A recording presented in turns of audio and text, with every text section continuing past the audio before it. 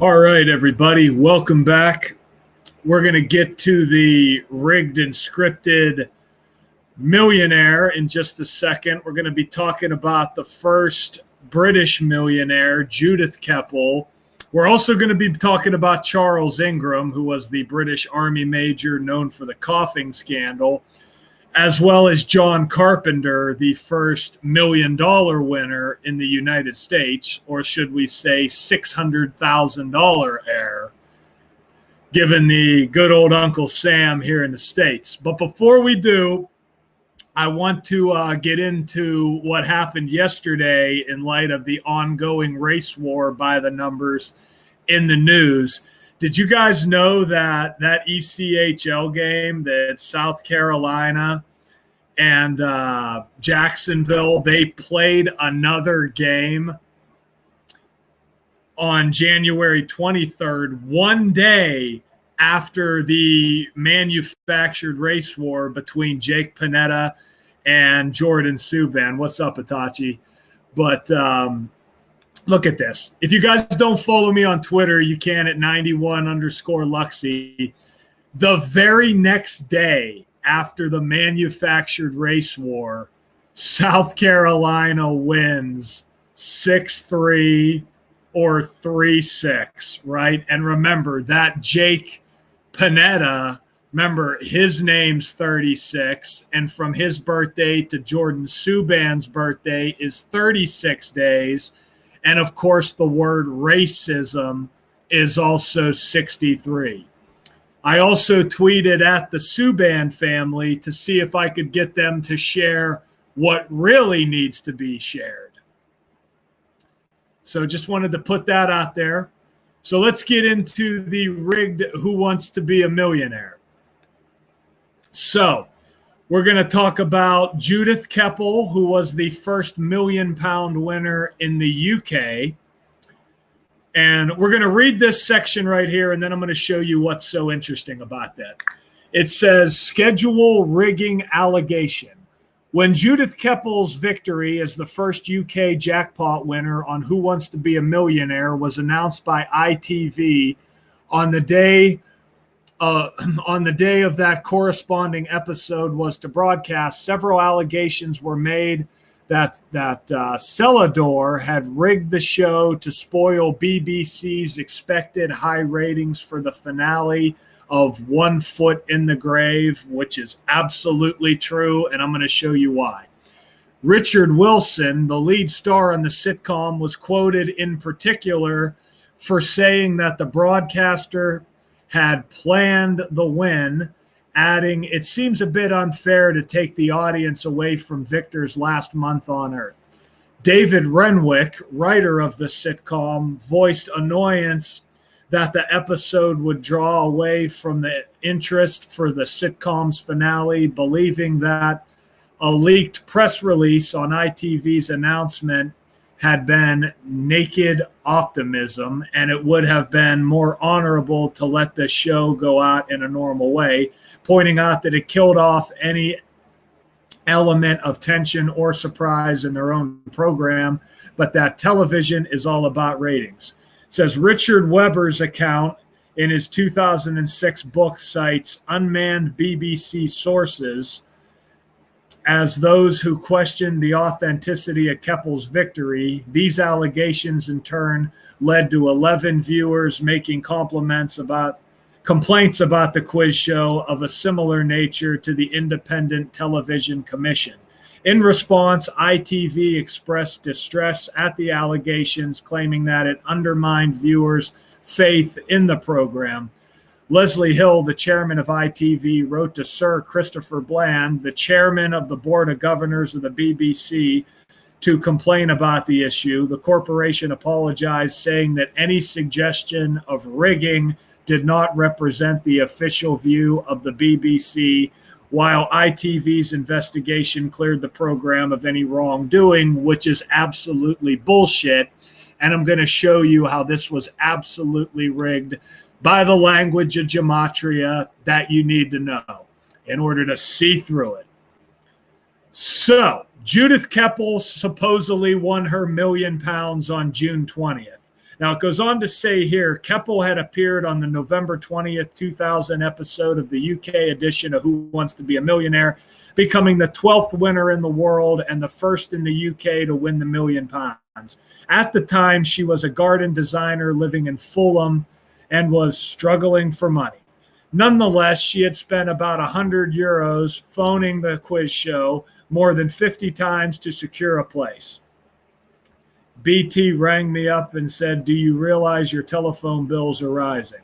There was speculation at the time that the win was leaked to the press so that ITV would draw ratings away from BBC One, which was showing the last episode of One Foot in the Grave in the same time slot. And again, remember, Who Wants to Be a Millionaire? The show's not broadcast live. It says, however, the Independent Television Commission cleared Celador, which I'm probably not pronouncing right, and ITV of the allegations. Well, I'm going to show you the allegations that they didn't show you. So here was her £1 million question. Which king was married to Eleanor of, I don't know how to pronounce that. The answer was Henry II, right? That was her £1 million question. Now look at this.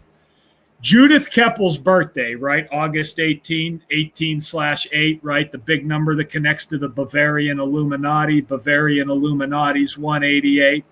Now look at this. From her birthday to the date she won, do you see how it's 94 days? Henry II of England, in the most pure cipher, sums to 94. Look at the date he died. July 6th, right? From the date he died in history to the date she won the £1 million with his answer was exactly 137 days, just like Judith Keppel, 137 in the most simple cipher. Notice her name's 56 and 187, right? Just like Society of Jesus. It's the Jesuits running the show. King Henry II, he died at age 56. What a coincidence, right? Now look at this. From Keppel's birthday to Henry II's birthday, each year is exactly 166 days, like Henry II of England, when you run the alphabetic order.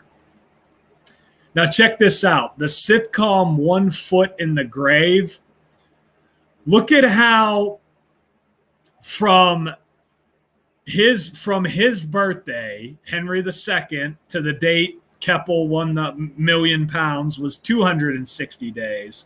From Keppel's birthday to Henry II's birthday is 199 days. What do you think One Foot in the Grave sums to? 199 and 260. What a perfect coincidence, right? I couldn't get over that when I discovered that. I was like, let me just see what the answer sums to. And I'm like, oh my God, from the date he died, it's 130. Like, you got to be kidding me. You got to be kidding me. Yep, and how their birthdays line up perfectly. His birthday to her birthday, 166 days. And then, God, from her birthday to his to hers. It's just goodness gracious. But look at the creator of the show, David Renwick. Look at his birthday, right? September 4th, 49 or 94, right? I'll remember from Keppel's birthday to the date she won the £1 million, 94 days. Come on, man.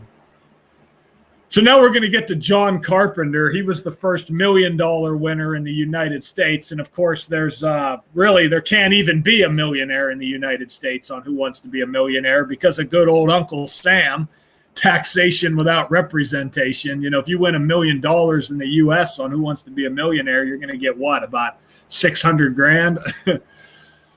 So John Carpenter, he was the infamous guy who ran through the entire all 15 questions, didn't even use a lifeline until the very end to call his dad and say he didn't need his help. And then, you know, he just won the $1 million like it was nothing.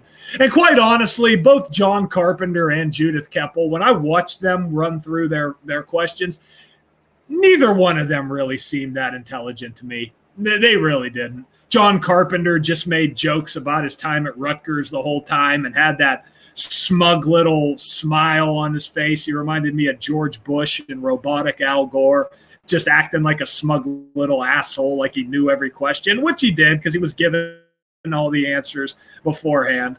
But yeah, I mean, he just looks like a snake. But the thing about this is, this guy works for the fucking IRS. I mean, what a joke. The first $1 million winner in the United States, and the guy works for the goddamn Internal Revenue Service. I mean, could the mockery be any more in your face? But look at this. He won his $1 million on November 19th, and he's got the December 24th birthday. Notice he won it 35 days before his upcoming birthday. IRS 35, go figure. Now, his $1 million question was, which of these U.S. presidents appeared on the television series Laugh-In? And, of course, the correct answer was Richard Nixon. Look at this.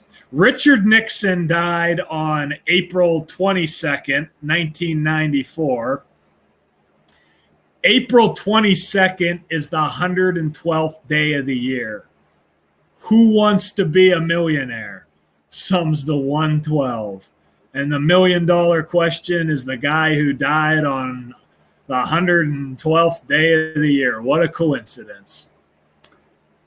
The television show Laugh-In. Don't forget, when you run the alphabetical order in the rule with the rules of numerology in reverse, it sums to 140. The television show Laugh-In, you can look this up, ran exactly 140 episodes. So here's Charles Ingram. He's the Army major from the UK that got his £1 million revoked, and him and his wife and their accomplice was the one that was in court, and he got his check rescinded because he got, the coughing scandal, and he got charged with deception and all that. But understand, his show was rigged the same way the others are, and I really believe they made Charles Ingram a scapegoat because of what happened with Judith Keppel. People knew they rigged that show, so they had to come out almost exactly a year later and say that this show was rigged and that they wouldn't be issuing payment of the check. But anyway, the same thing applies to Charles Ingram. He won his £1 million on September 10th, 2001. Can't remember. Did anything interesting happen in the United States the following day? But anyway, he got asked this. His £1 million question was this. A number 1 followed by 100 zeros is known by what name? Google, Megatron, Gigabit, Nanomole. And of course, Google was the right answer. And notice he's got the August 6th birthday. From his August 6th birthday to September 10th was also 35 days, like the word Google sums to 35. And why does September 10th matter? Because September 10th is the day leaving 112 days left in the year, just like Who Wants to Be a Millionaire? You know what? If I'm not mistaken, isn't the word water? Is Watergate also 35? Because of course Richard Nixon. No, Watergate's 30. Oh yeah, Watergate's 37. That's right. And Richard Nixon was the 37th president, and he resigned over Watergate. I was trying to remember if that's summed to 35 or not. But yeah, John Carpenter, good old Mr. IRS, wins the first $1 million. Oh my, oh my, oh my. Good old Judith Keppel and John Carpenter. And again, for people who say you can't rig game shows, I mean, you got to be retarded. I mean, go back and look at, the history of game shows. The beginning, it was scandal after scandal, time and time again. Like there's what was that story, that Catch 21 or whatever, about that guy who was literally fed every correct answer in the United States back in like the 1950s or 60s or whatever, and then they came out later in Time magazine and admitted that they rigged the show. It's like, come on. They don't teach this stuff, though. This you can only see if you know what's really going on.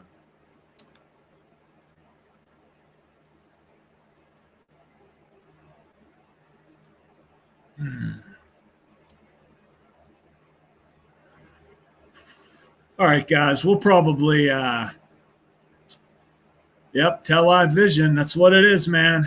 That is what it is. All right, guys, we'll leave it there. Got to keep it short and sweet. Got a busy day ahead of me. I'll talk to you soon. Till next time.